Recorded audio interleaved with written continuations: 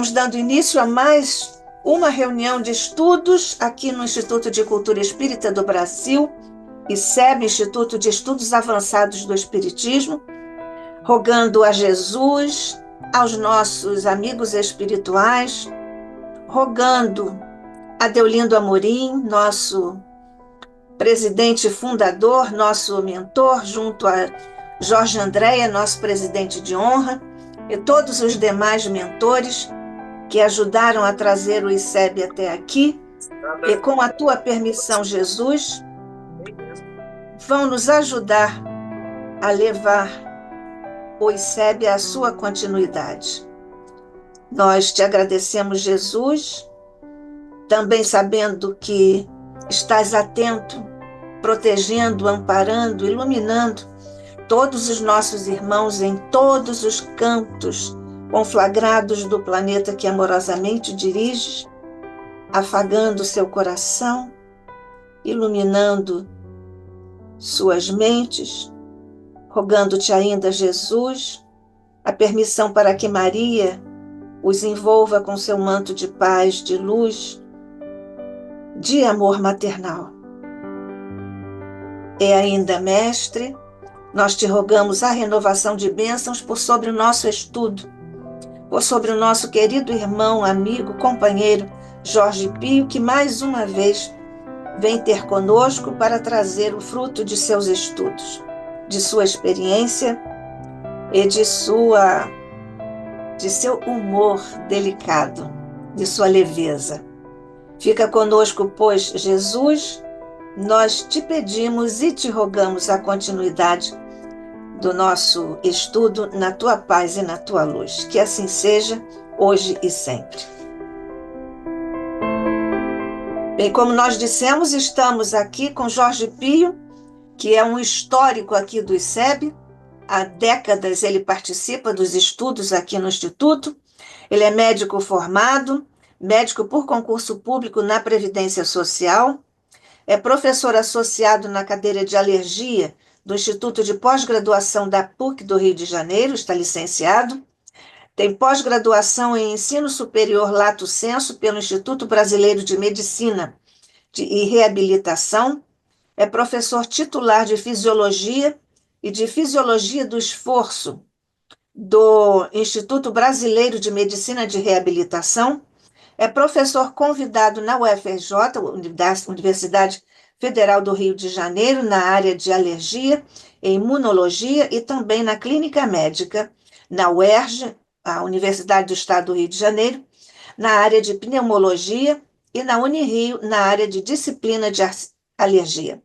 É vice-presidente em exercício na Associação Médico-Espírita Serra Azul, nos municípios que abrange os municípios de Miguel Pereira, Mendes e Paulo de Fronten, é coordenador geral do Grupo de Estudos Espíritas Eurípides Barçanufo, em Mendes, Rio de Janeiro. Jorge Pio vem hoje nos falar da terceira etapa de um trabalho que ele está desenvolvendo conosco neste semestre, autoconhecimento e gerenciamento, o manifestar-se a si mesmo. Ele está hoje nos trazendo o terceiro passo, humildade e doação. Somos todos ouvidos, Jorge Pio. Boa noite para todos. Que a paz do Senhor, já desejada de início, possa preencher de fato nossos corações e iluminar nossa mente para que a gente possa encaminhar bem os nossos trabalhos desta noite.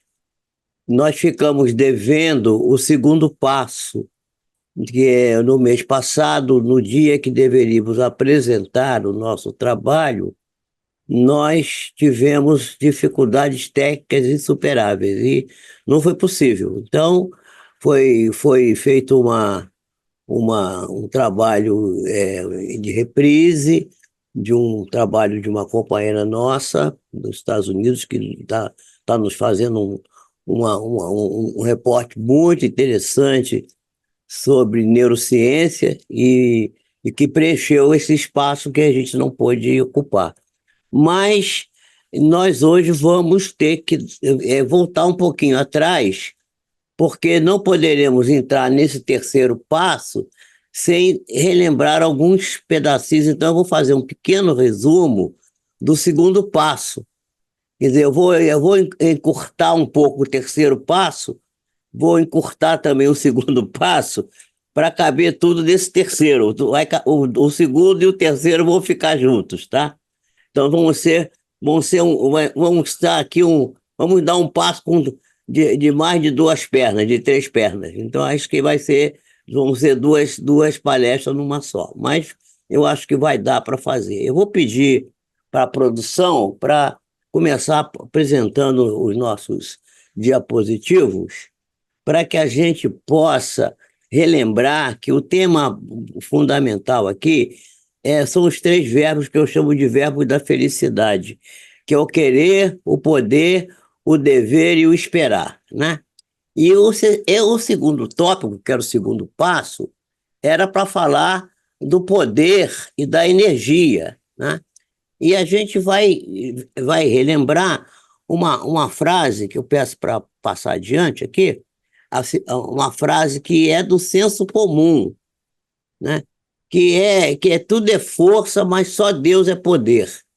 Essa frase está consagrada pela sabedoria popular e faz parte do senso comum, mas contém um erro conceitual grave, porque ela entra em choque com as afirmações que Jesus fez e que Paulo de Tarso também fez. Jesus vai dizer: vós sois deuses. Ó, isso é muito forte, gente. Isso é muito poder. E ele vai dizer mais: e o que eu faço, vós podeis fazer, e mais ainda. Gente, isso aí é uma coisa assim, que não tem como. A gente até acha que Jesus estava blefando, mas Jesus não blefa, gente. Será que Jesus queria agradar a gente? Não, não. Jesus nunca jogou conversa fora. Ele sempre falou as coisas. Ele vai dizer a Pilatos que ele testifica da verdade. Aquele que anda na verdade me segue. Portanto, o que ele vai dizer para nós é absolutamente realidade.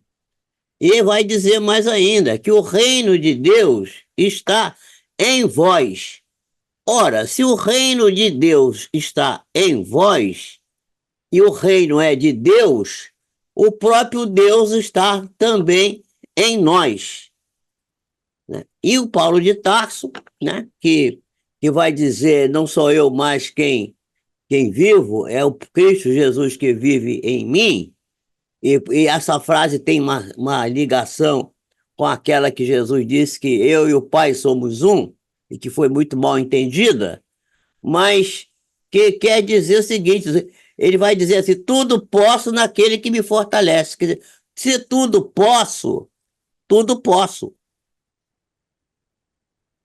E se ele tudo pode, nós também tudo podemos. Só que a gente ainda não se apropriou dessa conceituação, e a gente ainda fica naquela história de: tudo é força, mas só Deus é que é poder. Deus está em nós e o poder também está em nós. Nessa ideia que nós vamos conversar no dia de hoje. Passa adiante.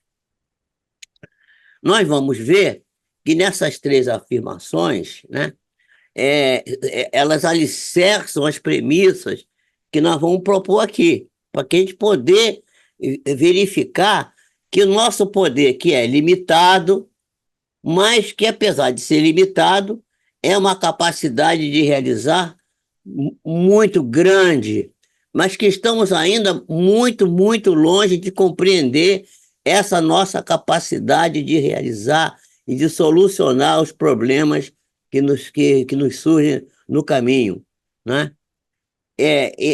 Iniciando uma avaliação do que seja a força e a energia que estão presentes no ser humano, nós começamos as nossas observações falando desse poder que existe em cada um de nós mesmos. Por isso, o tema do nosso assunto aqui é manifestar-se a si mesmo, que é o redundante, mas é um redundante necessário, porque é manifestar-se a si próprio, não para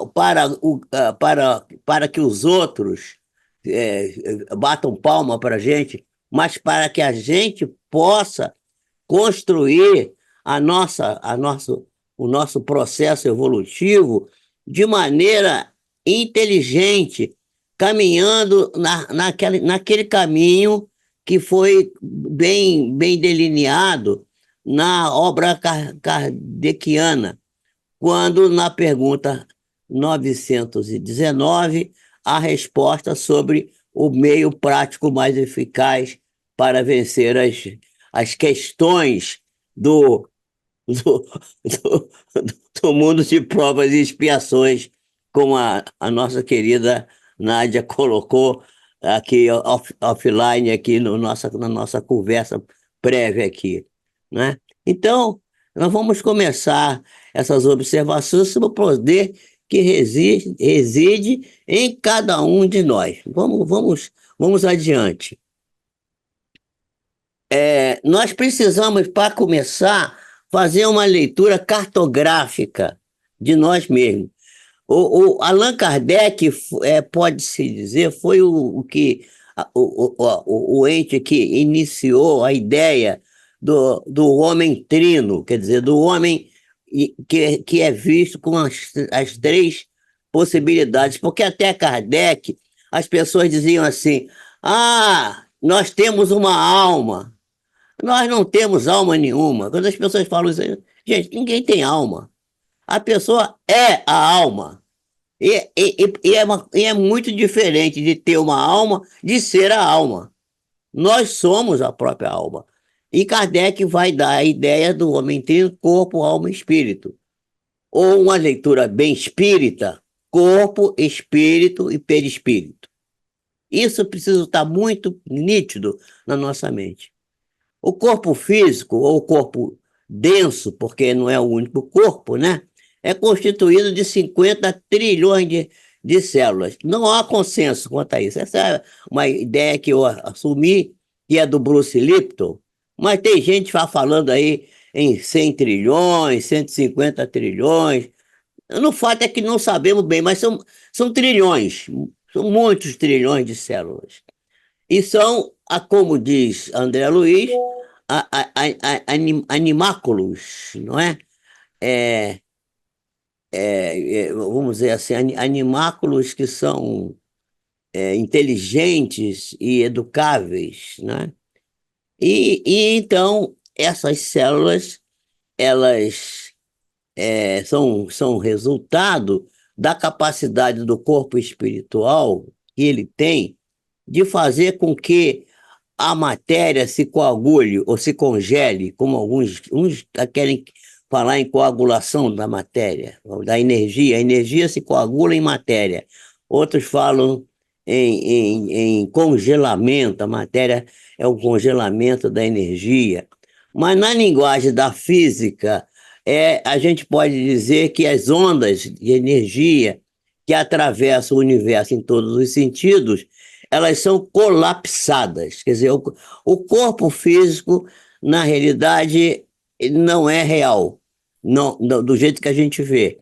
Nós somos um feixe de ondas que são colapsadas, né, pela nossa própria mente, que a mente, que é a manifestação do espírito, do perispírito, vai fazer com que essas ondas elas se colapsem e vão dar a ideia do mundo que a gente observa, que a gente vê e que a gente acha que isso é a realidade. Eu já falei aqui no primeiro passo de que a realidade nossa é criada pela nossa própria mente, e que não tem nada a ver com aquilo que a gente vê. A gente vê uma coisa que está dentro de nós e nós expressamos fora aquilo que é o mundo que existe dentro de nós.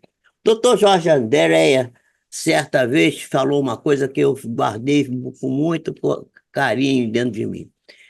Uma vez ele estava falando sobre a questão de ir para o céu e ir para o inferno, a gente estava conversando sobre isso, porque o Gerson Monteiro tinha feito uma conferência que ele tinha que dizer se ia para o céu ou para o inferno. Aí ele disse assim, bom, depende, né? Aí então o doutor Jorge André virou e disse assim, pois é, se você já estiver no céu aqui, você vai para o céu, porque você vai para onde você já está aqui. Então, se você estiver no inferno, você vai para o inferno mesmo, porque você vai para onde você já está. Quer dizer, a construção do céu ou do inferno na vida futura é a construção do momento atual. E no livro do nosso filósofo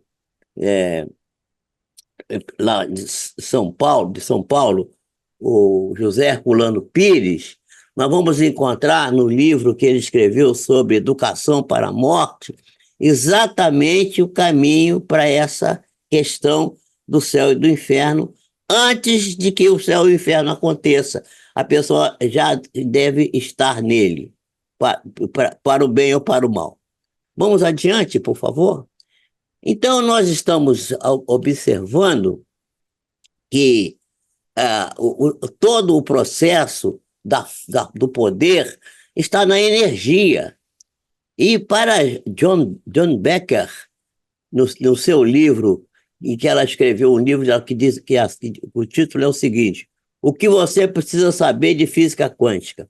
Ela vai definir energia como o potencial de mudar alguma coisa, quer dizer, a capacidade potencial que está contida em algo. Quer dizer, alguma coisa que muda alguma coisa é energia sempre.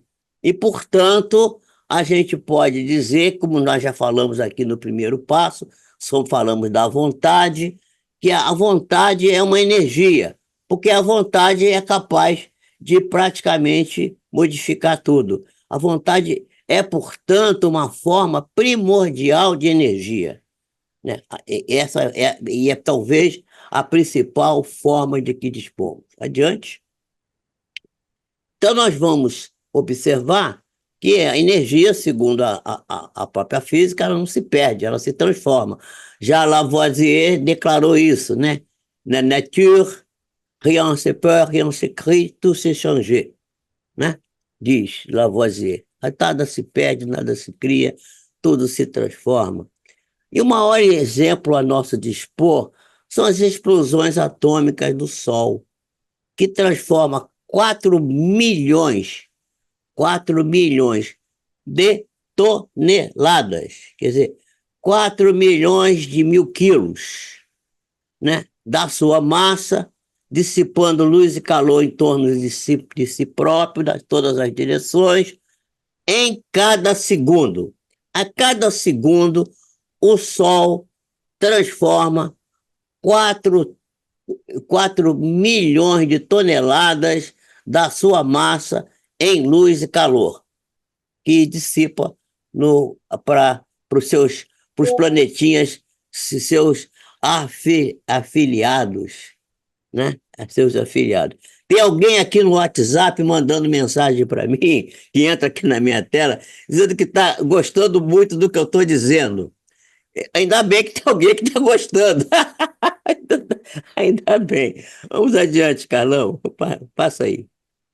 Então, a gente vai verificar que o exemplo mais importante para nós, do ponto de vista biológico, é a fotossíntese, porque o vegetal verde da Terra, ele capta os pacotes de energia que vêm do Sol, os quanta de energia, que é o plural de quantum, e os transforma em alimento, né, sob a forma especialmente de amido, né? Que é uma característica das cadeias longas de carbono, as cadeias de carbono que são as cadeias que formam a nossa biologia. Na realidade, as proteínas do nosso corpo são extensíssimas cadeias de carbono, tanto se for gordura, for carboidrato, se for proteína, não importa. Tudo é cadeia longa de carbono com ligações covalentes, ligações essas que têm a propriedade de captar os quantas de energia que vem do Sol, né? E transformar em alimento. esse alimento, ele é ingerido pelo animal, e essa energia do sol é libertada dentro da célula e vai se acumular numa substância ubíqua. Ubíqua porque ela tem a porção de funções, as funções dela são inúmeras, que é a adenosina trifosfato, ou ATP. Então a gente só consegue piscar, levantar o braço, pensar, mover a cabeça, andar, enfim, ter movimento, os próprios movimentos internos, a peristalse, o batimento cardíaco, o funcionamento dos rins, tudo isso depende dessa substância ubíqua chamada adenosina trifosfato, que acumula a energia sob forma de fosfato, energia essa que vem do Sol. Quer dizer, em última análise, nós temos a energia solar, que é acumulada no vegetal verde no fenômeno da fotossíntese e que vai permitir a nós termos a vida, essa vida material, a vida física, a vida biológica, a vida fisiológica que constitui o nosso viver e que para muitas pessoas é o único tipo de vida, né? O que é também um engano. Mas se a gente compreender isso aqui, já é um grande passo. Vamos ter uma imagem daqui a pouco, vamos ver se aparece agora. Passa aí que está exatamente mostrando isso, que é o ciclo do oxigênio, porque o oxigênio ele vai ser liberado da água que vem do solo. E o gás carbônico que sai da respiração dos seres vivos vai ser modificado e o carbono do gás carbônico vai formar a cadeia carbônica longa que vai formar o alimento. Então, todo esse processo é um processo de reaproveitamento, nada se perde. Até o gás carbônico que sai da respiração dos seres vivos, sejam vegetais ou animais, é aproveitado para formar as cadeias carbônicas. E o oxigênio que vai para o ar vem da água que está no solo. Na realidade, o vegetal verde que produz o oxigênio não são as grandes árvores, isso é uma falácia, é um engano. A quantidade maior de oxigênio é formado pelas algas verdes que estão nos mares, nos rios, nos lagos, que são uma quantidade muito maior, porque nós temos 3/4 partes de água no planeta e a quantidade de algas verdes produtoras de oxigênio é muito maior do que todas as florestas que tem no mundo. Há uma questão aí ambiental da floresta, tudo bem, eu concordo, acho que está certo isso, mas não é a principal fonte de oxigênio, absolutamente a floresta em pé.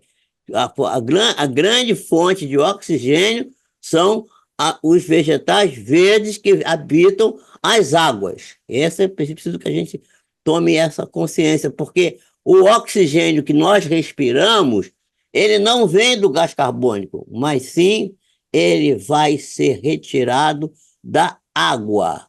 É a água que permite que o oxigênio se liberte e vá formar o oxigênio da atmosfera. E nós sabemos que a quantidade de oxigênio do ar que respiramos é muito baixo relativamente, porque nós temos aproximadamente 79% de nitrogênio e temos só 23, 24, sei lá, 20 e poucos por cento de oxigênio. E a gente também precisa do nitrogênio. Há uma luta no mundo, até guerra tem, por causa do nitrogênio, porque o nitrogênio é fundamental para a formação da proteína, para a formação dos aminoácidos, que vão formar as cadeias que vão se juntar para formar a proteína. E a proteína é vamos dizer assim, a matéria principal da formação do nosso corpo físico, né? Do ponto de vista material, do ponto de vista biológico. Passa adiante, Carlão, vamos adiante. Então, nós já estamos observando que nós temos uma transformação de energia que outro tipo de energia, só para a gente compreender, é a transformação da energia potencial Quer dizer, porque potencial quer dizer, pode ser e pode não ser. É potencial, é uma potência. Pode, que vai ser constituída por uma massa que pode ser elevada a uma altura, porque a definição de trabalho em física é quando você tira uma massa de um determinado ponto e eleva ele a um outro patamar, bota numa posição mais alta. Mas se quando você bota aquilo na posição alta, quanto mais alta ela está, maior a energia potencial que aquilo tem, mas aquilo não está fazendo nada, está parado ali. Mas se você deixar cair na direção do solo, aquilo vai causar um impacto. E esse impacto é que é a devolução do trabalho. Isso a gente vê no próprio processo respiratório. Quando a gente respira, a nossa costela, ela levanta como se fosse uma alça de balde, faz assim, ó, né? A gente aspira o ar. Quando a gente solta o ar, a gente relaxa. A energia potencial é adquirida nesse momento aqui, gera-se trabalho, e quando a costela baixa e o ar é esvaziado, o ar sai de dentro dos pulmões, nós estamos devolvendo o trabalho que realizamos na subida da costela. Isso é um trabalho que transformou uma energia potencial em energia cinética. Eu dei um exemplo aqui do martelo mecânico. Quem mora nas grandes cidades e vê os grandes prédios subindo, quando tem um terreno baldio do lado de casa, fica desesperado com o barulho do bate-estaca. É aquele negócio que bate pum, pum, pum, o dia inteiro na cabeça da pessoa. Aquilo é um martelo mecânico que serve para enterrar as estacas que vão dar sustentação ao novo edifício que está sendo construído ali. Esse é um exemplo também de transformação de energia potencial, que se transforma em energia cinética. E o que isso tem a ver com a transformação nossa?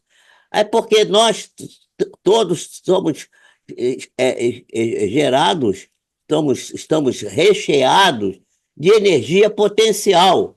E cabe a nós, através da vontade, transformar essa energia potencial que está em nós em energia cinética, ou seja, em trabalho, não em trabalho, porque o trabalho já realizou quando criou a energia potencial, mas a devolução do trabalho. Na realidade, a gente não trabalha, a gente devolve o trabalho que já recebeu. E essa é uma ideia que a gente precisa também criar. Ninguém trabalha, a gente devolve o trabalho que já foi feito, que já foi construído. Todos nós temos o potencial e o trabalho é realizado na hora que cria a potência. E a realização, o efeito disso é a devolução do trabalho. Então, quando a gente devolve alguma coisa que já ganhou, não merece retribuição nenhuma, está só devolvendo o que já ganhou. Vamos adiante? Então, nós vamos ver que uma pequena massa, uma pequena quantidade de matéria, pode ter uma energia muito grande. E isso pode se aplicar a nós também. Já tem uma experiência de um físico que ele vai dar um exemplo dizendo que uma colher de sopa de carvão, se você pegar aquele carvão e decompor em átomos, e retirar os elétrons que estão naqueles átomos todos, e transformar aquela energia em energia elétrica, você pode manter uma cidade como Nova York iluminada durante 30 dias com uma colher de carvão. Quer dizer, a energia que existe numa colher de sopa de carvão pode alimentar de energia elétrica durante 30 dias uma grande cidade. Isso é para a gente ver que, qual é o problema? O problema é conseguir retirar esses elétrons da colher de carvão, né? O problema seria esse. Mas que ali tem essa energia, isso já está mais que provado, que isso é verdade. E isso acontece também com a gente. Uma pequena partícula nossa seria capaz de transformar o mundo? Sim, também. Só que a gente não sabe fazer, né? Vamos adiante, Carlão. Então, nós temos a ideia de que a gente tem que aprender a usar aquilo que a gente chama de energia mental.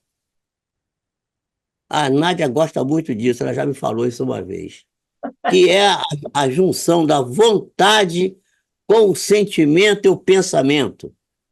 Se a gente juntar a vontade, não é o desejo, tá? Não é o desejo. O desejo é, estou com vontade de comer hoje uma pizza. Isso não é vontade, isso é desejo. A vontade, aquela força potencial da alma, da qual nos fala Leon Denis no livro O Problema do Ser, do Destino e da Dor. Essa aqui é a vontade da qual nós estamos falando, né? Então, a vontade, o pensamento, o sentimento formam essa tríade chamada energia mental. Força capaz de alterar qualquer situação, desde que saibamos alinhar esses três elementos à luz das leis do universo. E na Terra, toda energia, toda força são oriundas do fluido cósmico universal, a qual André Luiz vai chamar de hálito do Criador, que é a origem de toda força e de todo poder que está à nossa disposição, necessitando apenas que nós nos apropriemos dessa energia, dessa força, e passemos a executar as nossas tarefas apoiados nesse conhecimento, que é um conhecimento que não é velado, que está disponível para qualquer um de nós, desde que a gente queira buscá-lo. Vamos adiante. Temos agora uma imagem que está aqui, essa imagem que a Nádia gosta. Isso aqui é homenagem para a Nádia. Olha lá, vontade, pensamento, sentimento, igual energia mental. Tá aí. Gostou, Nádia? Gostei, muito bom. Então Obrigada. vamos adiante. Você fala as coisas, eu não esqueço, não. Tem que tomar cuidado, então. Tem que tomar cuidado. Eu tenho. Então, nós até aqui, nós fizemos um repeteco daquilo que nós teríamos que ter apresentado no mês passado, tá? Isso que eu falei até aqui é o passo 2, tá? Passo 2, que é o poder, né? Quero, posso. Quero e posso. Então, vamos ver será que eu devo? Querer eu quero. Poder eu já sei que eu posso. Mas será que eu devo? Aí é que é a questão. Então, o dever. Então, o módulo 3, o passo 3, que é dever, humildade e doação. Vamos adiante? Então, esse terceiro passo, que é humildade e doação, está centrado no dever. E para alcançar os objetivos propostos por mim aqui nesse trabalho, além da vontade, do poder e da energia necessária, nós precisamos nos planejar atendendo às necessidades pessoais daquele que planeja, né, do planejador, mas que devem estar atendendo, estar dirigidas, né, também para as necessidades das demais pessoas que envolvidas no mesmo processo que a pessoa está, né? Isso se chama dever. Dever é aquilo que você faz voltado para você, mas que você não esquece do que está em volta. Porque se você faz alguma coisa só voltado para você, isso é egoísmo. E não tem nada a ver com dever. Dever é alguma coisa que vai beneficiar você, vai te fazer bem, mas vai também abranger as demais pessoas que estão envolvidas na comunidade na qual você está inserido. No caso nosso, na humanidade inteira, né? Então, o dever pode ser profissional, ele pode ser social, mas o primordial realmente, né, principalmente, o dever principal é o espiritual. Quer dizer, Amar a Deus sobre todas as coisas e ao próximo como a si mesmo. É o principal dever nosso. Esse é o dever que todos nós temos que cumprir, mas que nem sempre temos a possibilidade de fazê-lo. Ou então, lembrar, amar o próximo como a si mesmo. A pessoa não ama nem ela mesma. Come mal, dorme mal, se maltrata, se aflige, se corrompe, se faz um monte de coisa errada com ela mesma. Não se ama. Não aprende a fazer aquilo que Joana de Ângeles recomenda toda hora. Perdoa a você próprio, né? Não maltrata os filhos que você criou, porque as situações negativas, né, os equívocos que você criou na sua vida, são como filhos, e são filhos mal educados. Mas se você tem um filho mal educado, não vai expulsar ele de casa porque ele é mal educado. Se ele é mal educado, é porque você mal o educou. Então você tem o compromisso de reeducá-lo, porque não é possível expulsar alguém que está mal educado porque você não deu a educação adequada. E as nossas falências, as nossas sombras, são nossos filhos mal educados, que nós próprios criamos, convidamos para o nosso universo e aí depois queremos expulsá-los. Não, vamos expulsar essas mazelas da nossa vida, retirar isso. Isso não serve, não é bom. Não é assim que se deve fazer. A gente tem que tentar perdoar, conviver e reeducar a questão. É, o Carlão mandou uma mensagem aqui que eu não consegui ler direito porque foi muito rápida, mas depois eu vejo. Agora diz que temos 19 pessoas, mas nós estamos com uma questão. Muitas pessoas estão reclamando que o YouTube está pipocando. Mas sabe o que que é? Nós estamos com problemas de energia elétrica, principalmente na cidade do Rio de Janeiro. A luz chega essa hora, começa. Eu não sei se aí, Nádia, na Zona Sul, está acontecendo isso. Então, aqui está bem, aqui está bem. Não, agora, mas estou dizendo, ultimamente tem acontecido muito, de começar a piscar a luz, faltar, né? E Não tem na minha área, não na minha área. aqui no nosso rincão, aqui na nossa área, a gente tem muito esse tipo de problema. Hoje, por exemplo, está muito bom aqui, não está piscando, não está dando nada. Vamos adiante, Carlão, vamos adiante aí. Mas depois as pessoas poderão ver a gravação que vai ficar aí no canal do ICEB, na TV ICEB. Então, Certamente. não vão perder nada. Vão perder agora, mas depois assiste, depois, se quiser, manda aí manda pergunta que eu respondo. Eu não me, não me furto de conversar com vocês. Então, agora nós vamos trabalhar com os centros de força. Oh, tem uma moça aqui dizendo que está maravilhoso. Coitada, ela não sabe o que que é maravilhoso. Ela tá dizendo que está maravilhoso. Ele falou aqui agora no. Sabe, porque aqui o meu canal, o meu negócio aqui entra as mensagens do WhatsApp, sabe? Na tela aqui. Aí eu vejo o que que as pessoas falam, interessante. Porque tem gente vendo no YouTube e mandando mensagem no WhatsApp. Não, Então, A Rosa está dizendo que aqui na Zona Sul ela está em Botafogo e eu na é, Lagoa, nós não temos tido essa diferença de oscilação da que luz. bom, que bom, que bom que não, que bom. Então, nós vamos trabalhar agora com os centros de força, né? Os centros de força, que são os elementos que produzem essa força, essa capacidade produtiva que vão nos levar a essa conquista da qual estou falando, no corpo espiritual.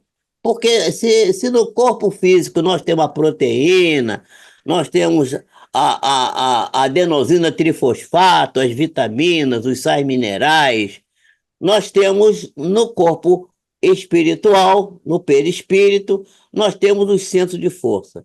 Então, o perispírito, o corpo espiritual, vamos encontrar centros de força que fazem dele o gerador da construção do corpo físico e que vão alimentar a energia desse corpo físico, né?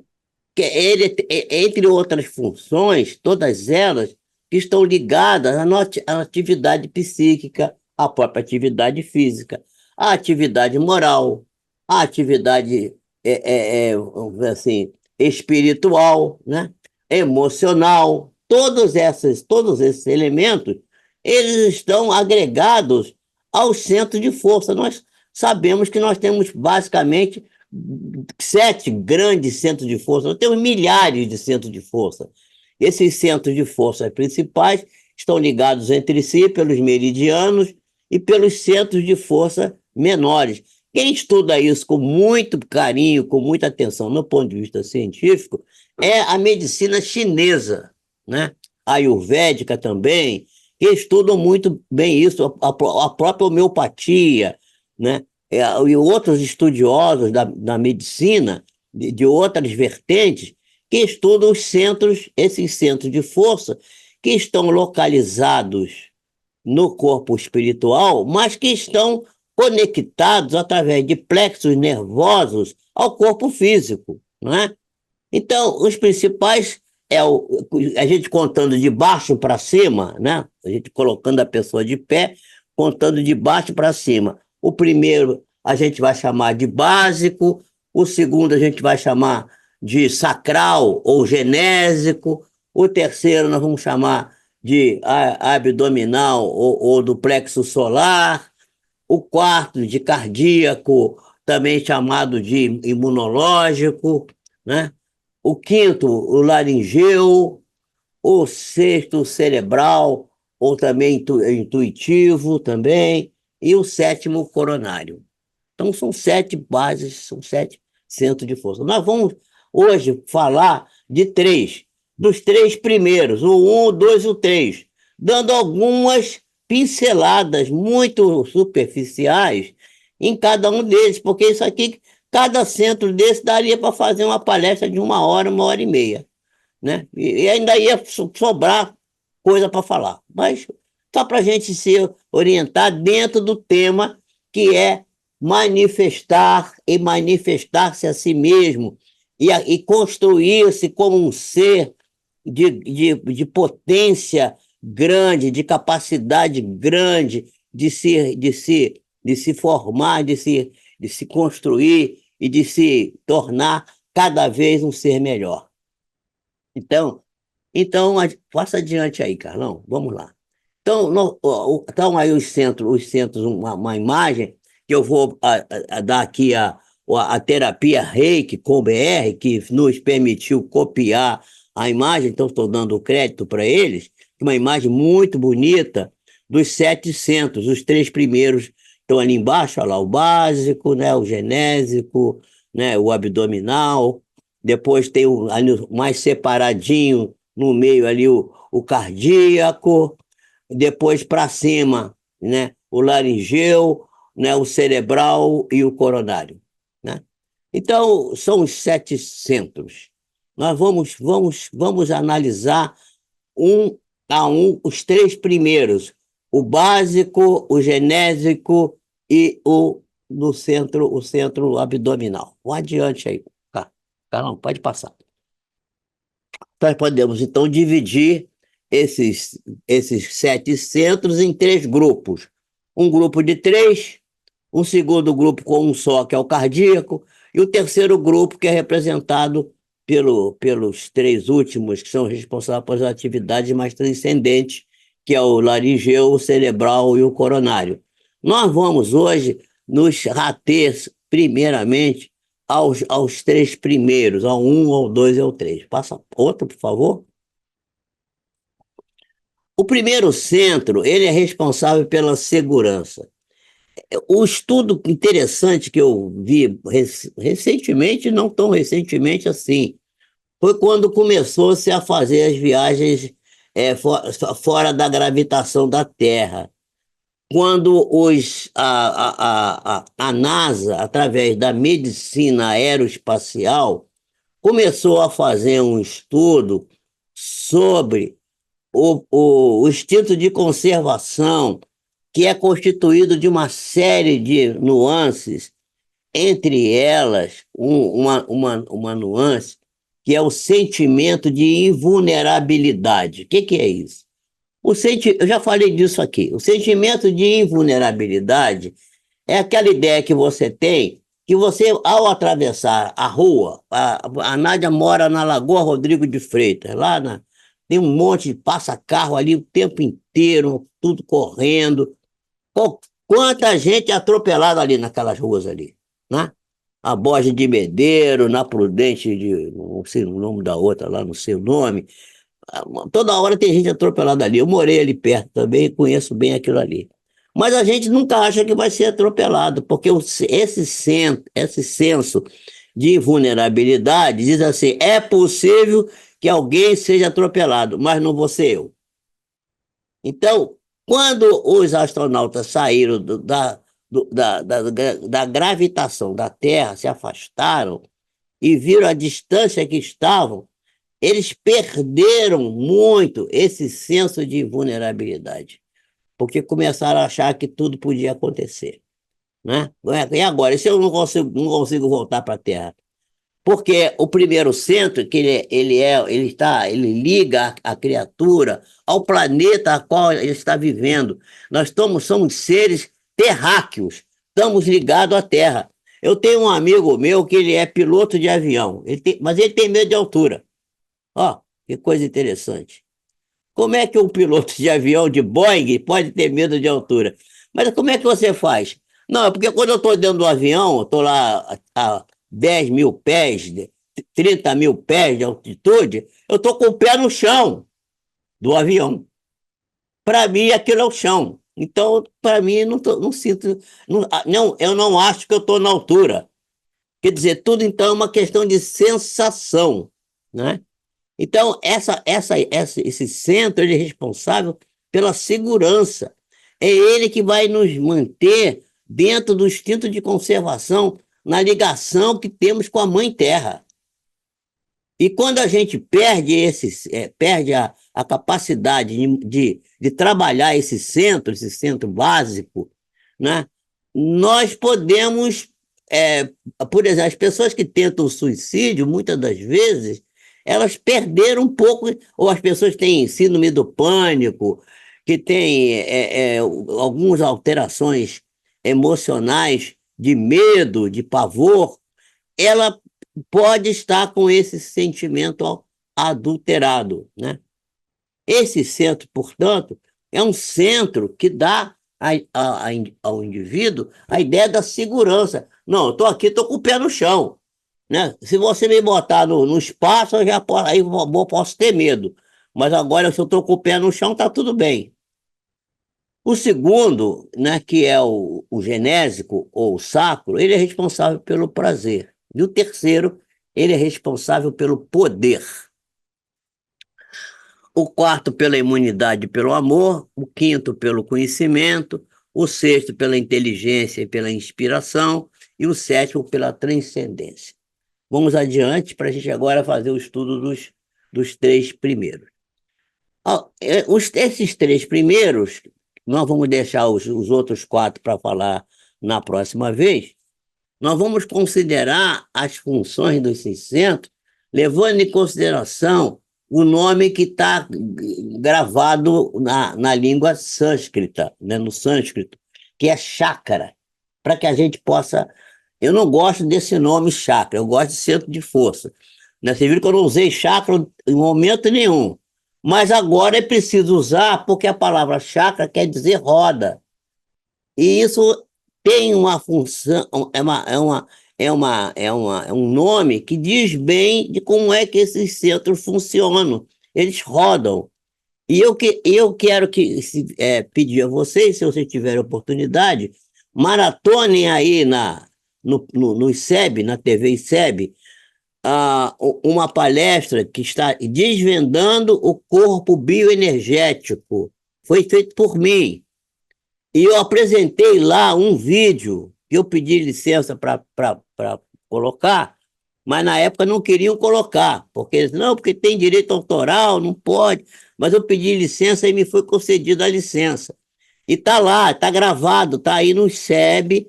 Vão lá ver essa palestra, desvendando o corpo bioenergético, principalmente o final, quando eu apresento um vídeo de aproximadamente 12 minutos, mostrando uma animação de como que os centros de força funcionam, né? Como que eles rodam, como é que e as cores que eles vão apresentando, é muito interessante isso. Então nós temos que considerar esse centro de força com esse nome chakra, que quer dizer roda. Eles giram mas devem girar numa velocidade e numa aceleração que seja compatível com algumas leis que regem o universo, que nós ainda não nos apropriamos dela, não sabemos bem como funciona. Mas o André Luiz, no livro Evolução em Dois Mundos, ele vai dizer que o ritmo desse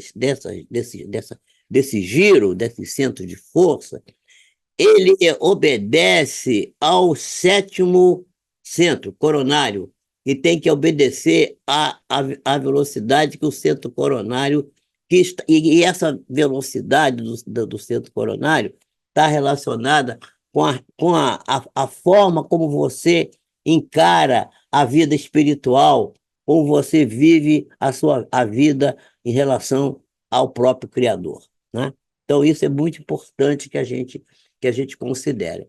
Então, esses centros têm um giro, e esse giro você pode passar de outro, ele tem um giro que pode ser mais lento, muito lento, e aí ele fica hipoativo.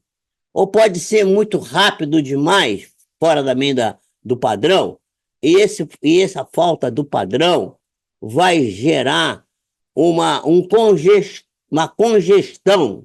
do centro de força. Então, a velocidade de aceleração vai determinar hipoatividade ou hiperatividade. No caso do primeiro centro, né, que é o centro básico, né, o que nos liga à Terra, a função principal dele é a segurança, nós já falamos isso. Se ele tiver hipoativo, tiver lento demais, ele leva ao temor, ao medo, à insegurança. Mas se ele tiver hiperativo, tiver acelerado, congestionando, ele vai levar à temeridade. Quer dizer, o que é temeridade? A pessoa que tem temeridade é aquela que não tem medo de nada. Então ele se joga de qualquer lugar, pula do avião sem paraquedas, porque ele está afim da adrenalina, ele quer ver o circo pegar fogo, né? Então, a pessoa não tem medo de coisa nenhuma. Isso é uma verdadeira. O medo é uma característica do ser humano protetora, que evita que nós façamos coisas que possam nos causar dano. Evidentemente que isso não pode ser nem demais, nem tem que estar na medida exata. Tudo, né? A virtude está sempre no meio que está a virtude, nada nem de mais, nem de menos, né? Então, não ter medo de nada, bota a vida em risco. E hoje a gente vê esportes radicais, pessoas saltando daqui, dali, fazendo isso. Todo mundo assim, não, quero sentir adrenalina, não é assim? Uma coisa desse tipo. Passa outra aí, Carlão. Então, nós vamos ver, né, que os sentimentos positivos desse centro de força básico, é a humildade e a mansidão. E aonde que a gente viu isso descrito? Está lá em Mateus, capítulo 11, versículos 28 a 30, né? Aprendei de mim, que sou puro e manso de coração, e tereis repouso para as vossas almas. Olha lá, Jesus. É um verdadeiro mantra de saúde. Esse versículo 28 a 30 do capítulo 11 de Mateus é um mantra de saúde. Se a gente ler aquilo todo dia e repetir, a gente não vai ter doença, gente.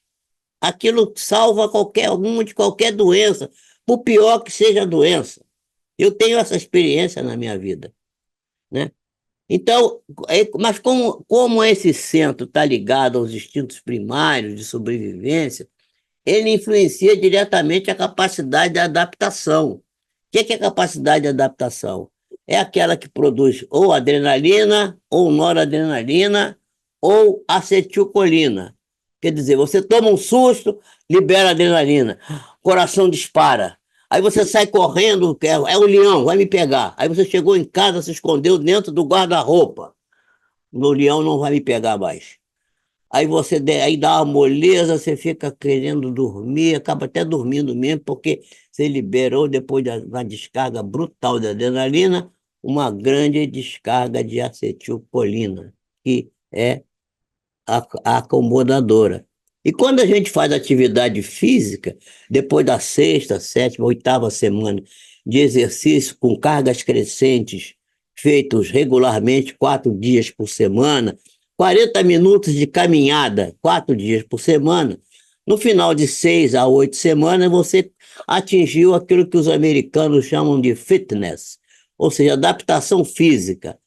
O seu sistema passa a ler a acetilcolina, que é acalmante, como se ela fosse adrenalina, que é aceleradora. E por isso que o coração do atleta, da pessoa adaptada fisicamente, bate mais lento, porque ele não responde para adrenalina, ele responde para acetilcolina. Isso é uma transdução do sistema. Isso foi descoberto nos anos 60 e até hoje não foi muito bem entendido ainda, né? Até pessoas que tiveram grandes prejuízos, eu não vou contar aqui, senão vai prolongar muito, eu já estou com o meu tempo meio estourado. Mas já teve o caso, por exemplo, em atividade física, futebol, por exemplo, atletas que foram recusados porque apresentavam uma onda T invertida no eletrocardiograma de esforço, que é a ação da adrenalina, e achavam que o indivíduo estava infartando, e não tinha nada a ver com infarto. Era só a adaptação física.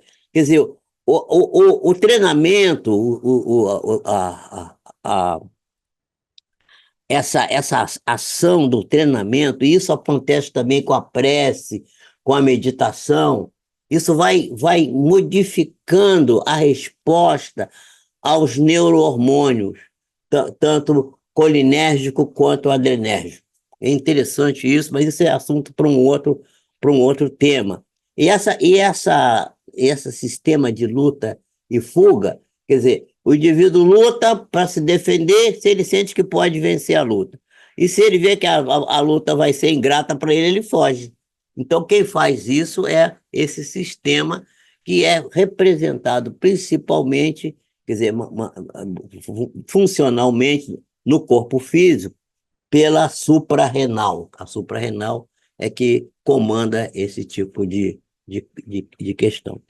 Então, a humildade e a mansidão. Mas os sentimentos egóicos desse centro de força, que são desequilibrantes da criatura, são o orgulho e a rebeldia.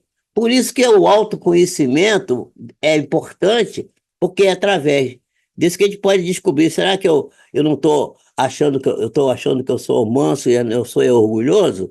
Será que eu estou achando que eu tô humilde, mas eu estou rebelde? Porque o ego se mascara muitas vezes e transforma-se de tal forma que nos engana e nos faz, às vezes, acreditar numa virtude que, na realidade, não é uma virtude, é apenas uma questão pura e simplesmente de um sentimento egóico. Passa outro, por favor. Nós já estamos terminando. Então, o segundo centro, também chamado centro sacro, né, ou genésico, tem como função o prazer. Prazer de viver, prazer de construir, prazer de se alimentar, prazer sexual, prazer intelectual, prazer de ser útil, prazer de admirar o belo, de admirar as coisas naturais, né? A hipoatividade leva ao puritanismo e a hiperatividade leva ao sensualismo, que são as duas condições antagônicas desse centro. E os sentimentos essenciais positivos desses centros, quando eles estão alinhados, é a gratidão, né? e as do primeiro centro, que é a mansidão e a humildade, porque cada centro, à medida que vai subindo, do primeiro para o segundo, para o terceiro, vai trazendo os sentimentos egóicos, quanto os da hipoatividade, quanto os da hiperatividade, vai trazendo para eles. Então, os sentimentos essenciais positivos são a gratidão, a mansidão e a humildade. O orgulho e a rebeldia e a ingratidão são os sentimentos desequilibrantes desse centro. E a sua relação com o primeiro centro fica bem evidente, né? Porque traz os mesmos sentimentos egóicos. A relação com o primeiro centro fica evidente, e podemos lembrar que as pulsões que foram estudadas por Sigmund Freud trazem nas figuras de Eros e de Thanatos uma boa representação dessa condição. No Evangelho, nós também temos esse tipo de resposta, mas nós não vamos falar disso hoje, vamos deixar isso para o próximo encontro. Passa o outro, por favor. O terceiro, então, que é o último que nós vamos tratar, ele também é chamado de centro do plexo solar, ou abdominal, e é responsável pelo poder. Quando ele está hipoativo, ele faz com que a pessoa fique impotente. É aquela pessoa que diz assim, eu acho que eu não vai dar para mim, eu não posso, eu não consigo, eu não vou dar conta disso, e começa aí, a gente via muito isso. Eu vi muito isso no centro espírita antigamente. A gente chamava um trabalhador, a pessoa para ser trabalhador do centro espírita. Eu dizia assim, mas eu não sou tão pequenininho, não sei fazer nada, estou aprendendo ainda, né? Na realidade, o camarada era preguiçoso, ele não queria fazer nada. Então, dava uma desculpa que era muito pequenininho ainda, não podia e tal, né? Então, essa é a ideia da impotência.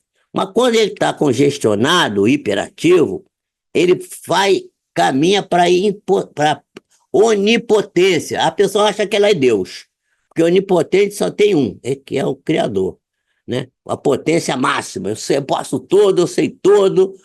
Não é assim. Ou então a prepotência, que é a forma de você querer subjugar os outros ao seu talante, né? Quer dizer, eu aqui mando eu. Aliás, no Evangelho tem uma passagem muito, muito interessante, do indivíduo que diz assim, o indivíduo, aqui na minha casa mando eu, sou obedecido. E aí o guia espiritual está lá, não me lembro qual é o capítulo, agora diz assim, ele devia dizer também, eu sou odiado. Aqui, aqui, aqui mando eu, sou respeitado, sou obedecido. Mas devia dizer também assim, vírgula, e sou odiado, né? Isso as pessoas não dizem. Aliás, essa história está muito interessante. Quando o André Luiz voltou para casa, daquela vez que ele chegou lá, e que ele ouviu a filha dele dizer assim, pro irmão, né? Você fica lembrando do papai, papai era um chato, ele ficava amolando a gente aqui com não sei cartão de coisa, ele assim, eu acho que ele não diz isso lá, né? Mas eu acho que ele pensou assim, meu Deus do céu, minha filha achava que eu era um chato e eu não sabia. Eu fico pensando às vezes em mim aqui. A minha filha assim, papai, chega, não, fala. Quer dizer, você fica às vezes querendo fazer o outro fazer aquilo que você quer. Você está um prepotente. Você quer ser onipotente, prepotente. Você não está sendo potente. A pessoa potente é aquele que faz, mas deixa os outros também opinarem, fazerem, seguirem também. Todo mundo, vamos fazer um consenso, vamos conversar, né? Então, e a aceitação, a gratidão, a humildade, gratidão são sentimentos positivos essenciais que acompanham esse centro quando ele está alinhado. E o desequilíbrio traz a inaceitação, traz a ingratidão, o orgulho e a rebeldia, que é dos anteriores. Porque sempre o que vem acima traz os egóicos do anterior, aí junto dele com mais o anterior. Aí, quando está desalinhado, essa coisa está desalinhada, é um desastre. completo. E por isso que a gente fica doente, que a gente tem as doenças psíquicas cada vez estão mais frequentes, ou mais recorrentes. Cada vez mais a gente tem problemas, gente. A coisa está triste na vida. Vamos terminando aqui. Passa adiante eu acho que é o último. Então, nós já estamos com 3 verbos aí, né? Querer, poder e dever. Quero, posso, devo. Quero, posso e devo. Mas é pouco ainda, não dá para resolver. Para fechar, tem faltando um, que vai ficar para o fim. Eu não vou falar. Nem tudo que a gente quer, a gente pode. E nem tudo que a gente quer e pode, a gente deve. Mas no dever estão embutidas a humildade e a doação. Dar-se. Se você quer ser o primeiro, seja você o servidor de todos. Faz, trabalha, serve. Ontem eu estava falando assim, eu estava sentado na mesa almoçando, a minha mulher falou assim, eu queria não sei o quê, eu falei assim, peraí. Aí eu levantei, você está almoçando? Peraí. Não, não, peraí. Primeiro eu vou atender você, depois eu volto. Se a comida esfriar, eu esquento e como de novo. Primeiro atende o outro, depois você atende a você. Atende o outro primeiro. É igual aquela história do avião. Se houver despressurização, cairão máscara de oxigênio. Bota a máscara em você. Você tem que ter a máscara tem que estar em você, porque senão você cai duro, nem você, nem o outro. Depois você atende o outro.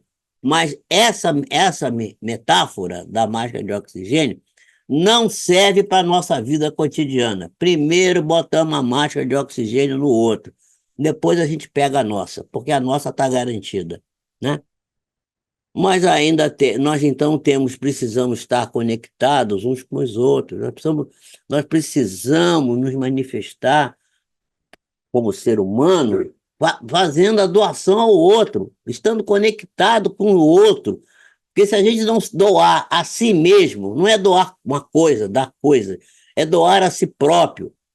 E nós vamos ver, quando nós estudarmos outros 4 centros de força, que nós vamos ver no próximo encontro, conforme eu já prometi, aí nós vamos conseguir fechar isso para a gente ver como que isso é bonito, é interessante, e isso pode ajudar a gente a se manifestar como um ser humano próspero, como um ser humano próspero, não estou falando próspero no sentido material, também econômico, financeiro, mas principalmente como ser humano, uma pessoa que tem um legado, que deixa alguma coisa, alguma marca para a posteridade. Como temos os nossos vultos de amor, conforme tem sido apresentado aqui no ICEB, os vultos de amor, né? Os vultos que têm sido homenageados, as criaturas fantásticas que passaram pela nossa doutrina, pelas nossas casas, pelo nosso ICEB, figuras fantásticas que deixaram um legado, que deixaram uma demonstração de carinho, de amor, de doação, de dedicação à causa. Uma coisa maravilhosa, né? Passa o final. Então, a humildade, que é o tema de hoje. O que é humildade? Humildade, gente, é o conhecimento de si mesmo. Quem não conhece a si mesmo não pode ser humilde. Jesus era humilde porque ele sabia o que ele podia. Ele dizia assim: eu sou. Disse eu sou várias vezes, né? O caminho, a verdade e a vida.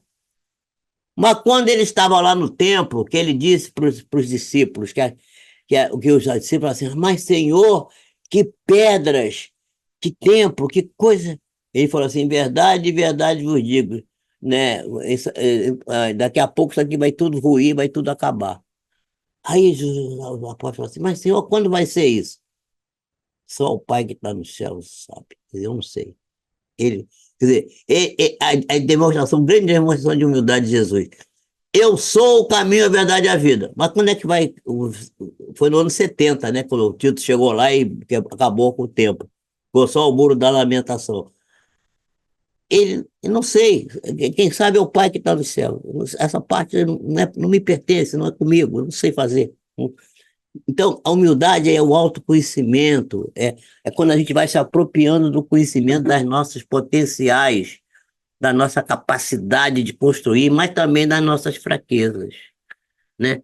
Essa humildade é um processo em construção, né? Que é gradativo, passo a passo, que vai nos permitindo doar a nós mesmos cada vez mais e melhor, cada vez com mais capacidade de saber o que fazer, o que não fazer, como fazer, de que forma.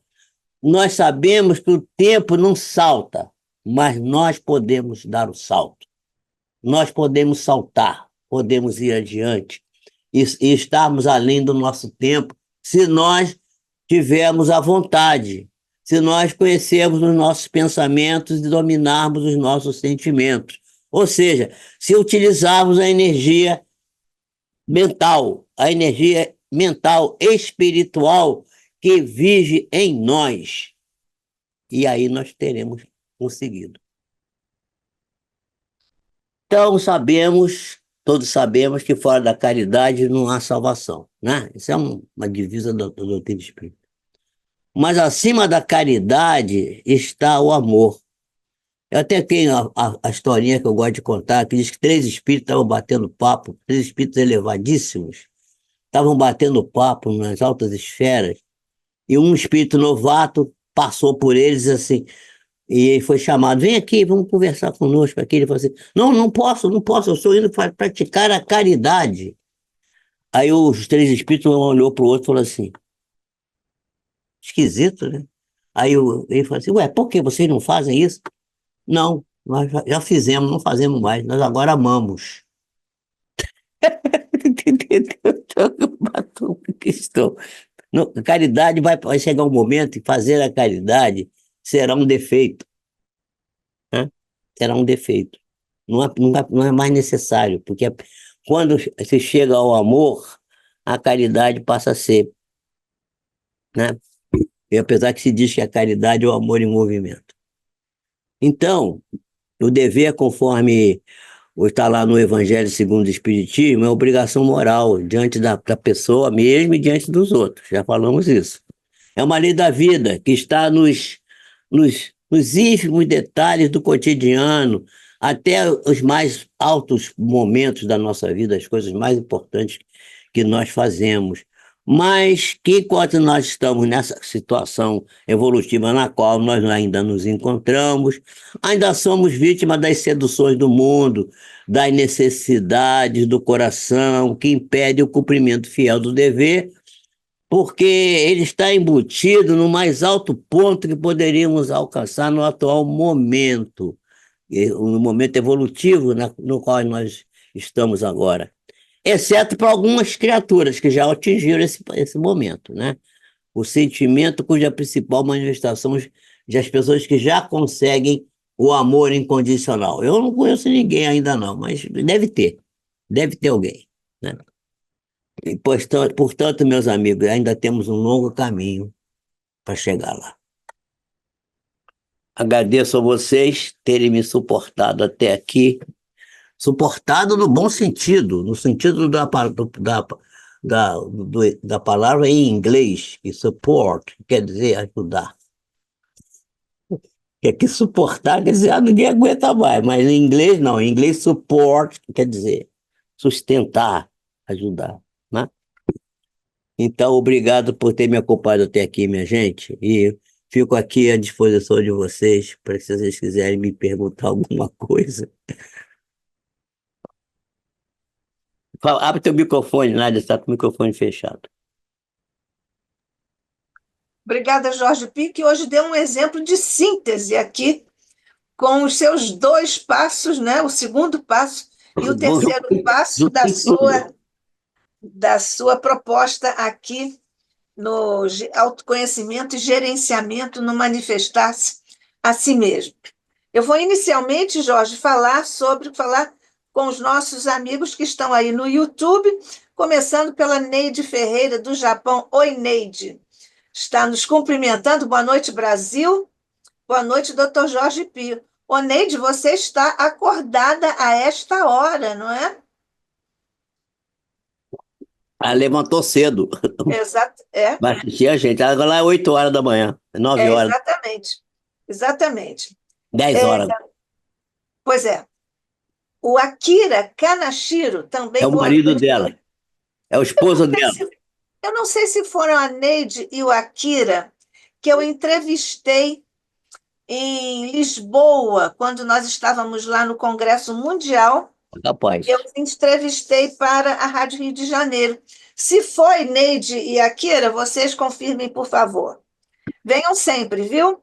As telas Teves, boa noite a todos. Também a Maria das Graças Cunha Santos está nos cumprimentando aí, de Mendes. A Sinara Arruda também nos cumprimentando. Renato Cardoso também nos cumprimentando, está nos chamando de queridos amigos. Marieta Simões também, boa noite, doutor Jorge Pio e a todos nós, amigos. Vera Lúcia Machado Soares, boa noite, doutor Pio e a todos. Ô, Vera Lúcia, que bom que você veio, Vera. Tava sentindo sua falta. A Rosa Martins, boa noite a todos. Então, eles não fizeram perguntas, eles só nos cumprimentaram, o que para nós já é muito bom, agradecemos. Não sei se nós temos aqui alguma outra pergunta. Assim, a Isa Brown está dizendo maravilhosos ensinamentos. É isso, Isa. A Isa é médica lá do Rio Grande do Sul. Então, vamos lá. Ô Jorge, Fala, minha quando querida. você, quando você falou sobre nós não vamos para o céu, o Mileco, eu estou falando sobre isso, aproveitando a dica que você deixou para mandar um beijo ao coração e à mente do nosso querido, inesquecível Luiz Antônio Mileco, porque o Antônio Mileco Ereco, dizia isso, né? grande, grande Nós, figura. grande, grande. Então, nós estamos mandando um beijo para o Mileco. Ele dizia: Nós não vamos para o céu, nem vamos para o inferno. Daqui nós levamos o inferno ou levamos o céu. Era assim que o Mileco O dizia. doutor Jorge André dizia isso de outra forma. Cada um vai dizendo de uma forma, mas a É, ideia é é a exatamente mesma, é a essa, mesma, é a mesma. porque nós construímos o céu e o inferno em nós mesmos através das nossas opções, dos nossos atos, etc. Então, essa é uma homenagem que estamos fazendo juntos aqui ao nosso querido Mileco. Tenho certeza que todos nós estamos acompanhando esse beijo que nós estamos mandando para o querido Mileco. Grande, grande criatura. É. O, Pio, você podia, porque você não falou um outro nome que é conhecido também, o chakra, o centro de força genésico, que é o Kundalini, que Sim. é evidentemente uma relação com o orientalismo. Você pode Uhum. comentar isso? Porque você agora, no final, já fez um comentário sobre prazer sexual, que é próprio aqui deste centro de força, mas você quer desenvolver isso um pouco? É porque a questão do prazer, porque na realidade o próprio Kundalini não só do prazer sexual. O prazer sexual ele é, vamos dizer assim, mandatório, porque é a partir dele que a gente tem a preservação da espécie humana, né? Sem prazer sexual nós não estaríamos aqui. Ah, mas aquilo que se denominou chamar Kundalini, que é representado por uma serpente, né, é uma forma de alinhamento desse centro com os demais centros, porque essa serpente alinharia não só o centro vamos dizer assim, genésico, que é o segundo, mas também o primeiro, que é o básico, porque sem o pé na terra, a questão de estarmos alinhados com a Mãe Terra, nós não estaríamos também levando em consideração essa questão do prazer, mas o prazer como o Kundalini seria um prazer com uma coisa muito ampla. Quando você. Eu vou dar um exemplo muito interessante do. Há um folclore do Chico Xavier com o Emmanuel, né? Há muitas histórias, mas essa história eu acho muito interessante. Que o Chico Xavier dizia assim, não, eu estou muito afastado dessa questão aí, dessa questão, vamos dizer assim, da sensualidade e tal. Aí o Emmanuel dizia assim, você é muito metido. Porque o Emmanuel dava sempre umas duras no Chico, né? Você é muito metido. Eu vou mostrar para você que você está errado. Você vai fazer o seguinte, você vai se concentrar. Eu vou botar aqui, ó, vou botar aqui uma folha de papel e você vai dar um beijo. Tá? Você vai dar 3 beijos. Você vai dar o primeiro um beijo nesse papel aqui, como se estivesse dando um beijo na sua mãe. Aí ele se concentrou e tal, deu um beijo. Aí apareceu assim uma cor sépia, assim, uma cor assim bonita, quase dourada, né?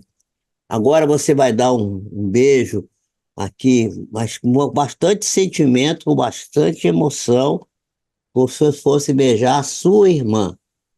Aí sai uma cor assim esverdeada, assim, uma cor assim. Agora você vai dar um beijo aqui, se você fosse beijar uma mulher, como se fosse beijar uma pessoa do outro sexo. Um beijo sensual. Aí ele disse que beijou e ficou aquela cor vermelha, bem forte, sabe? Quer dizer, depois a vibração, né? A vibração do beijo. Aí o, aí o Chico disse, o que é que você tem a dizer? Aí o Emmanuel perguntou, agora o que é que você tem a dizer sobre isso? Bem, né, Manuel? Eu ainda estou vivo, né? Ainda não morri, ainda estou vivo. Então, quer dizer, tudo é sexo, porque tudo é sexo. Quando você olha para uma flor e os seus olhos se enchem de lágrimas, isso é sexo. Por isso o Kundalini é isso, essa manifestação. Quando você estuda, quando eu me preparei para fazer essa apresentação aqui, eu estava estudando isso aqui, comecei a pesquisar muita coisa. Teve uma hora que eu me desdobrei, eu fiquei tão emocionado e eu comecei a chorar. Porque o prazer que eu tive, o prazer, o fazer orgástico, né? O termo psicológico, né? O prazer orgástico de descobrir alguma coisa intelectualmente, meu Deus, descobri isso, achei esse negócio. Esse é sexo. O sexo é pensamento heurístico, é o pensamento heurístico. O que é o pensamento heurístico? A heurística é o pensamento criador, é aquilo que cria, é o próprio pensamento do próprio criador, né? É, é, eu costumo dizer que o centro de força que nós temos mais que estudar aqui é o centro genésico e o básico, porque são os que nos levam a ter os maiores confusões na vida, as maiores dificuldades, na maioria das pessoas. Hoje em dia nós estamos vendo aí as coisas que estão acontecendo, nós estamos com um companheiro preso por causa espírita, presidente de instituição, por causa dessa questão, uma coisa triste. Não posso nem dar detalhes, mas coisas que estão acontecendo porque a questão mais interessante do Kundalini é que ele faz o alinhamento de todos os centros, dos chakras, todos os chakras. E esse alinhamento torna a pessoa muito poderosa. Haja vista, não sei se você ter visto, a descrição que Divaldo Franco faz de Sai Baba.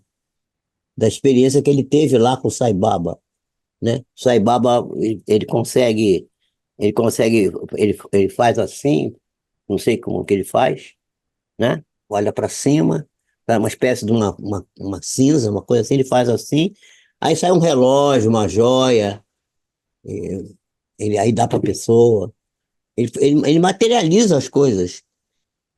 E nós temos isso é Kundalini, isso é efeito Kundalini, isso é efeito do pensamento heurístico, pensamento criador, na minha ótica, tá?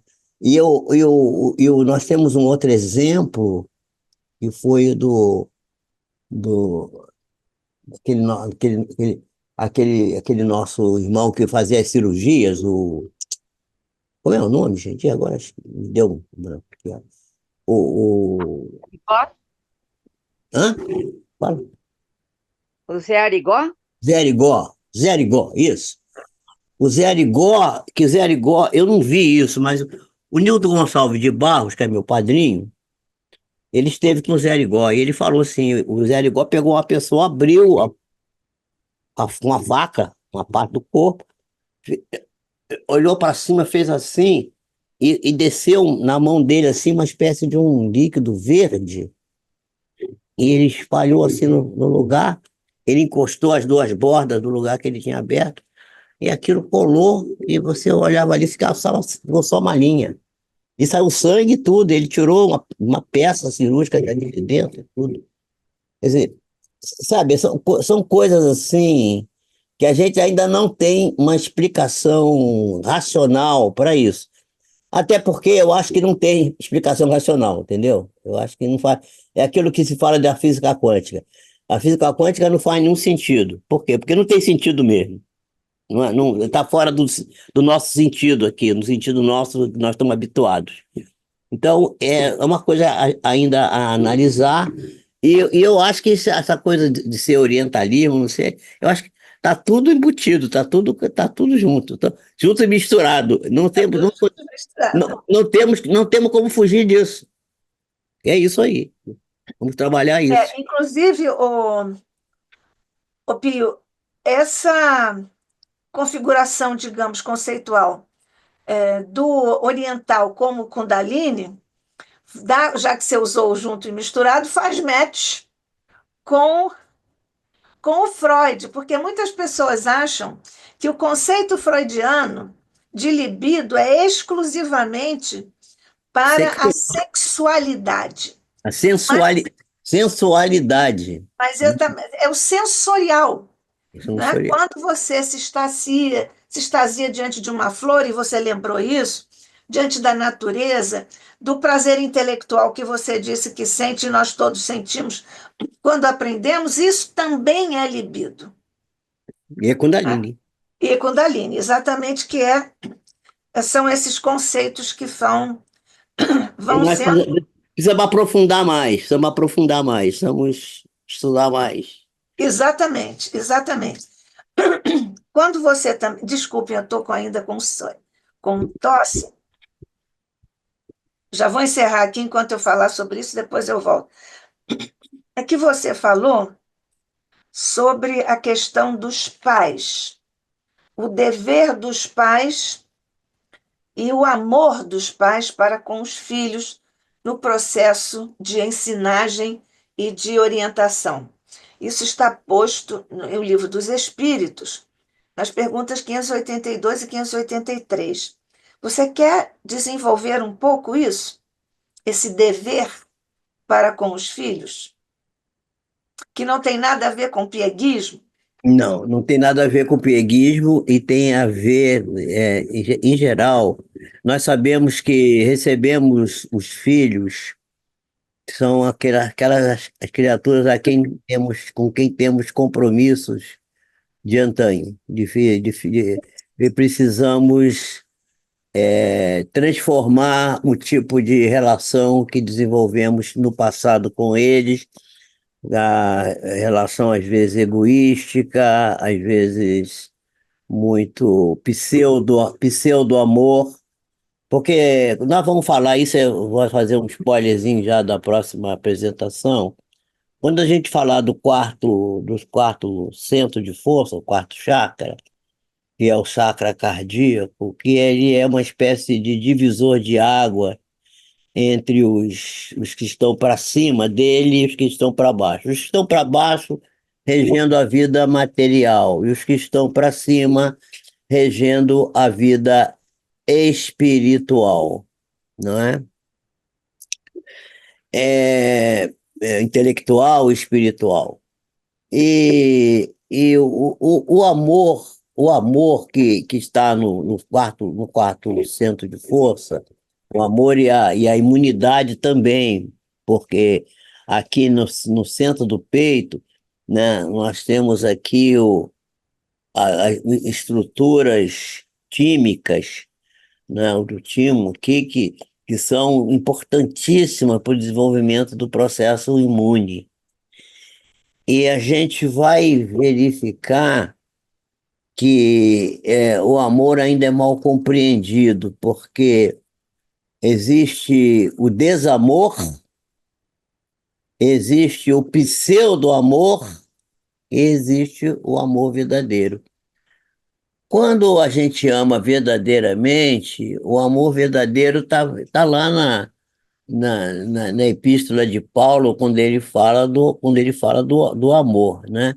Quer dizer, o amor não apreende, o amor não escraviza, o amor não exige, o amor não transforma a criatura no seu, no seu alter ego, ela liberta, ela torna a pessoa capaz de caminhar com seus próprios pés. Então, o dever dos pais para com os filhos está em criar neles o sentido de autoavaliação, autocrítica, autodiscernimento, de eles próprios caminharem com suas próprias pernas. Eu costumo dizer que um bom pai educa o seu filho até os 7 anos. Dos 7 aos 14, ele dá orientações. Dos 14 aos 21, ele emite algum conselho ou opinião, se for pedido.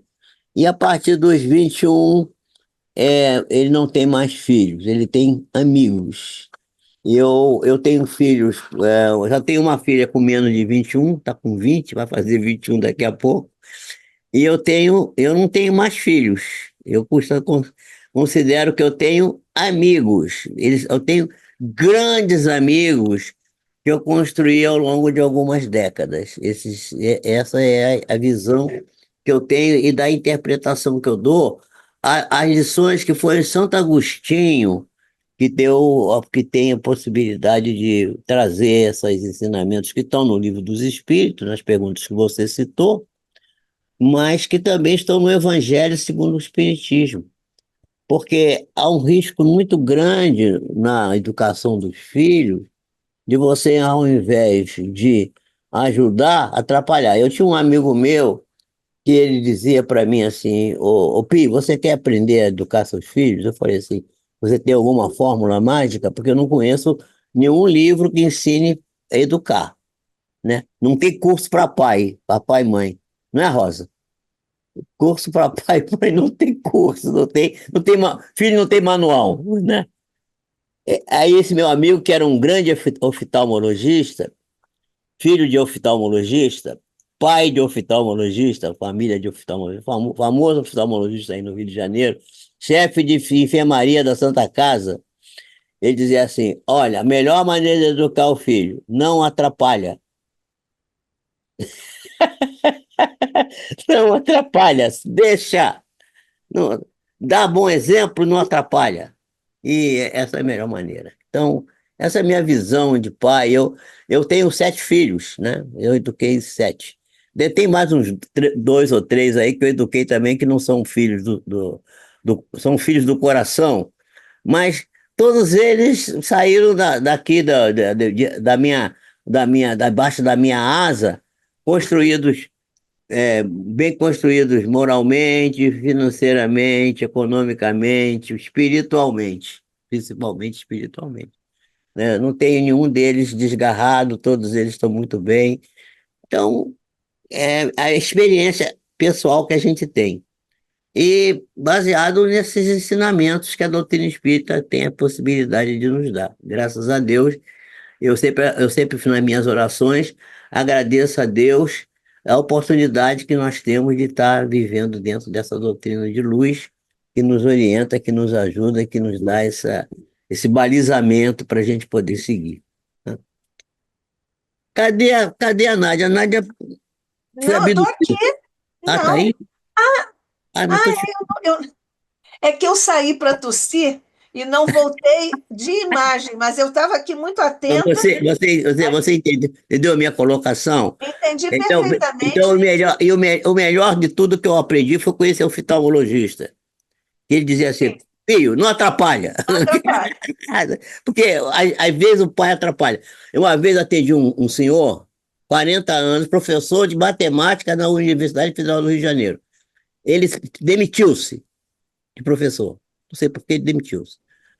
Aí ele chegou na consulta, eu perguntei assim: como é seu nome? Aí a mãe, que estava com ele, falou o nome dele: José Pereira de Almeida. Aí eu falei: que idade tem? Ela, ela prontamente: 42 anos. Aí eu falei assim: a profissão sua é. Ele foi professor, mas ele agora está em casa. Aí eu falei assim: minha senhora, ele é mudo? Ela falou assim: não, não, é porque ele é todo atrapalhado. E o rapaz era uma cabeça inteligente. O cara era professor de matemática pura. Era um cara que já tinha estado nos Estados Unidos, não. Mas ela tinha por ele um pseudo-amor. Entendeu? Porque esse é que nós vamos discutir na próxima encontro. Já estou aqui fazendo spoiler. Há um negócio chamado pseudo-amor.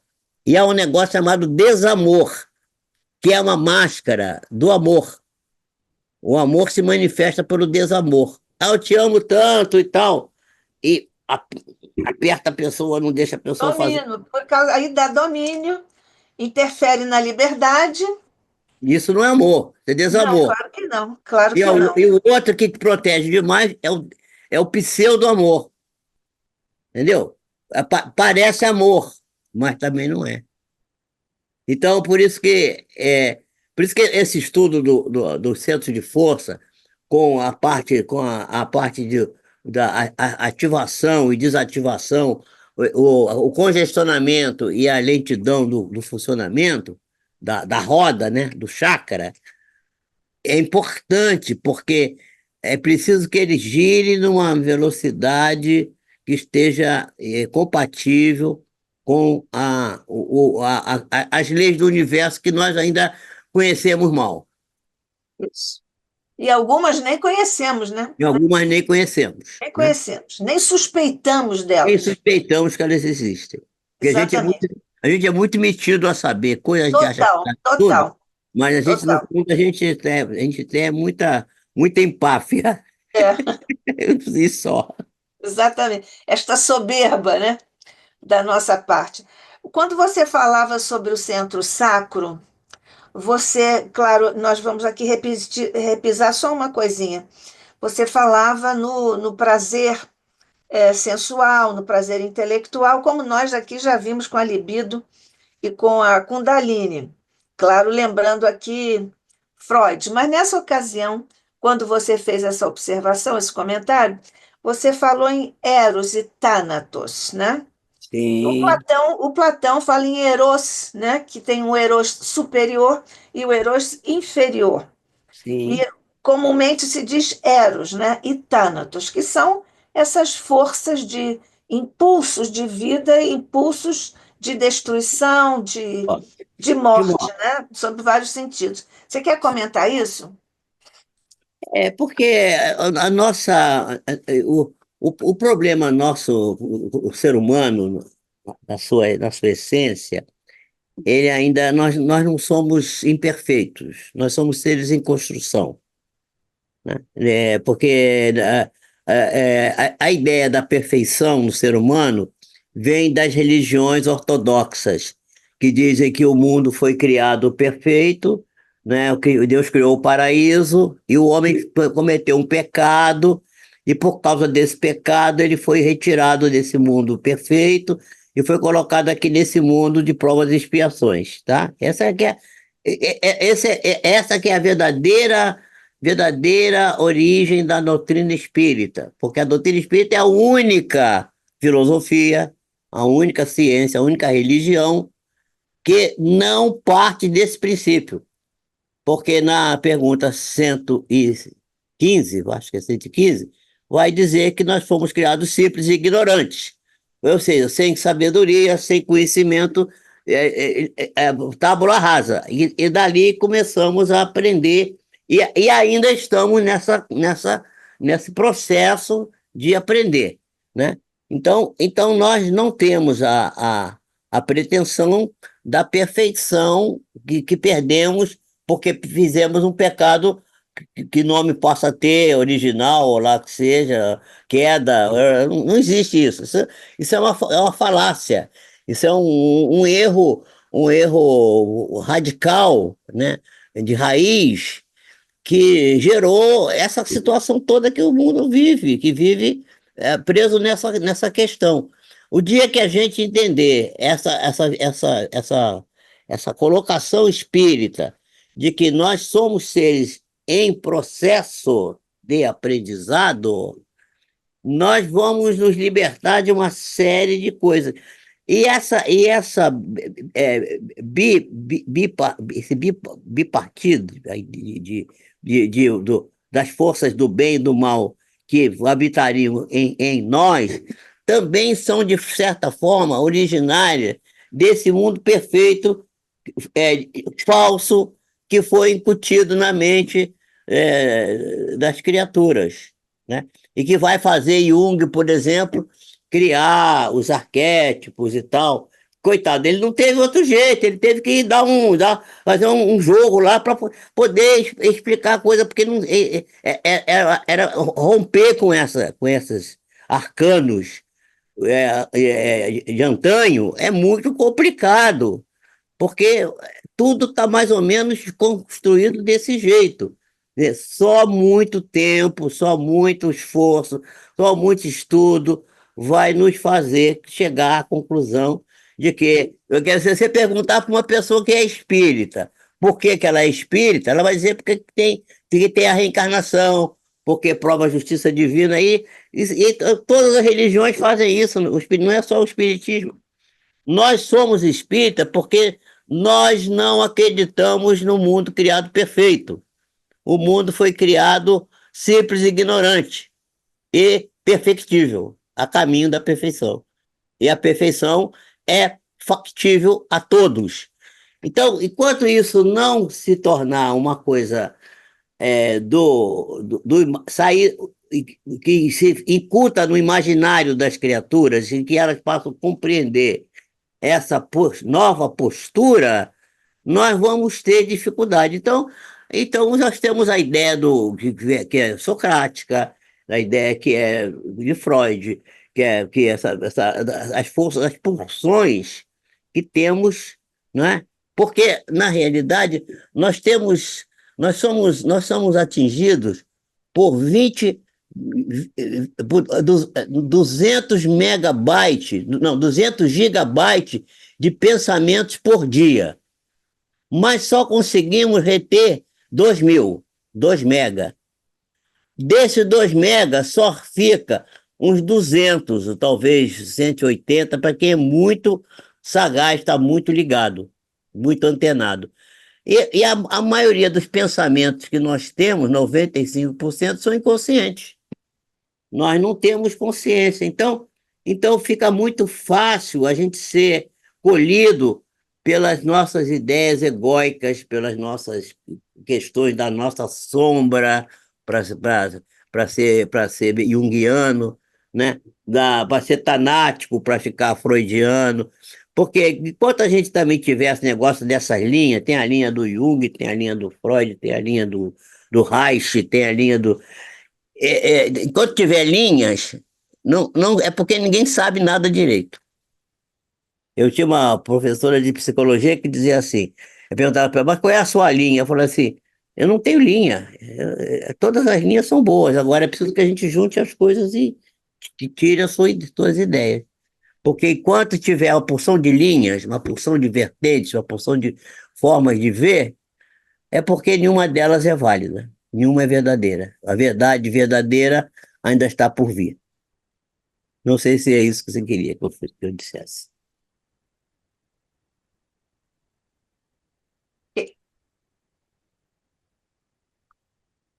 Ok. Terminou seu comentário? Terminei. Terminou seu comentário.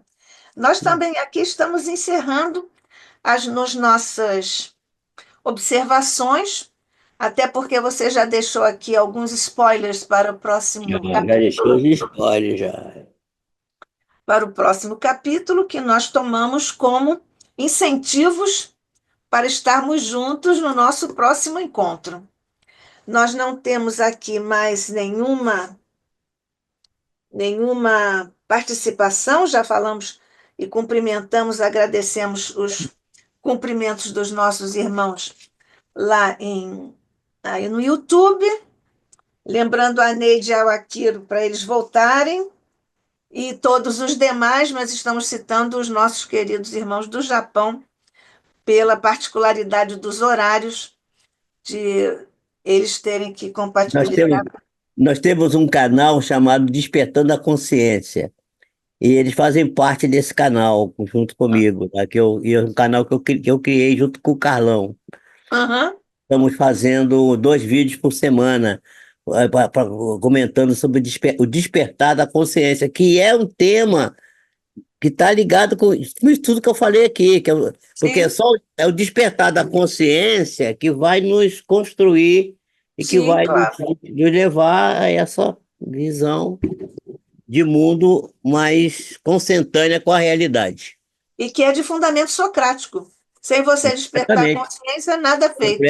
completamente socrático, Nada completamente. feito, nada feito. Um sábio da vossa antiguidade já Ah, já evoluiu, disse. conhece já te vê. Pois é, então, agradecendo a você, Pio, por mais um encontro assim tão leve e hoje hoje foi tão didático, tão preciso, tão arrumadinho nos itens pela própria natureza do conteúdo que sempre define o método, né? O método é posterior porque deve obedecer à natureza do conteúdo. Então, agradecendo a você, Jorge Pio, por mais um encontro assim tão leve, tão fraterno e tão competente aqui no ICEB. Nós, mais uma vez, agradecemos essa figura histórica aqui no ICEB, de tantos anos colaborando com o Instituto de Cultura Espírita do Brasil, o ICEB.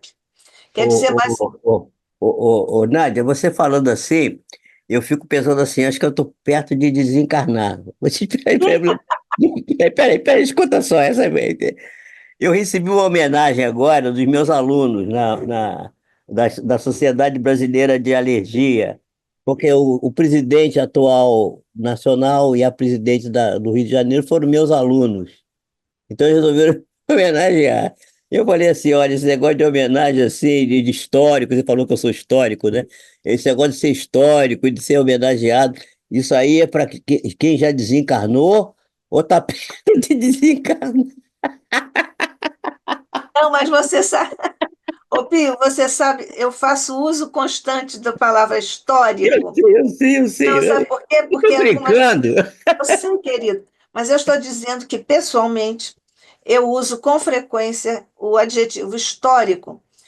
Um dos exemplos, quando eu uso, em vez de dizer que estamos envelhecendo, eu digo Sim, que nós estamos ficando históricos, é verdade.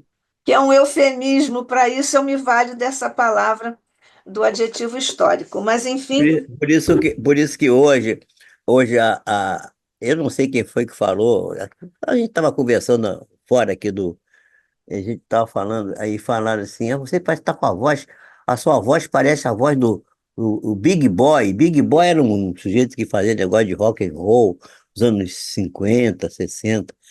Eu falei assim, gente, não fala isso. Esse negócio que o cara já morreu há muito tempo. Esse cara foi meu cliente, eu que cuidei dele. 2 dias antes dele desencarnar, eu disse que ele não fosse fazer o que ele foi fazer, e ele fez e acabou morrendo. Aí vocês vão me botar aqui igual Matusalém daqui a pouco. Para de falar. Só que você é sempre jovem, Pio, sempre jovem, e nos dá essa lição de juventude e de leveza. Nós agradecemos muito.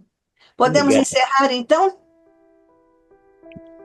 E nós vamos fazer isso, Jesus, com os nossos corações plenificados de alegria, que nos dá o teu evangelho de luz e de paz, que nos dá também, Jesus, a codificação excelsa pelo nosso amado codificador Allan Kardec, pela tua generosa mão de amor por sobre todos nós, por sobre os nossos projetos e processos evolutivos, agradecendo também a Maria, que sempre nos oferece o manancial de bênçãos de seu manto de paz e de amor maternal, agradecendo aos nossos amigos espirituais queridos, aos nossos anjos da guarda, aos mentores do ICEB e a todos os espíritos superiores